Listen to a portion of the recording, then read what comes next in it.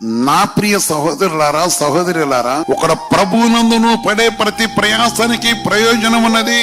ప్రభువునందును చేస్తున్న ప్రార్థనకి, ప్రభువునందును చేస్తున్న విజ్ఞాపనకి, ప్రభువునందును చేస్తున్న ఆయన పనిని గానీ ఆయన విషయంలో గానీ చేసే ప్రతి విషయం కూడా ప్రయోజనం ఉన్నది.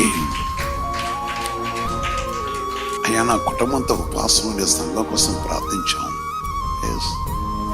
పక్షపాతం లేని దేవుడా, నీకు న్యాయం చేసేవాడా, ప్రభునందు మీ ప్రయాసము ప్రభునందు వ్యర్థము కాదని వెరిగి స్త్రీలను కథలను వారును ప్రభు కారాభివృద్ధి యందు ఎప్పటికీ ఆసక్తులై ఉన్నది. యవనస్తులారా, కొందరికి కృపిస్తాడు. ఆయన కార్యాభివృద్ధి యందు ఎవరైతే ఆసక్తి కలిగి ఉంటారో దేవుడు వారిని విడిచిపెట్టేవాడు కాదు. దేవుడు వారిని కరుణించేవాడు. దేవుడు ఆ కుటుంబాన్ని కరుణించేవాడు. దేవుడు వారికి సహాయం చేయటంగా నిలుస్తున్న దేవుడు. ఆయన పక్షపాతి కాడు, న్యాయం చేసే దేవుడు.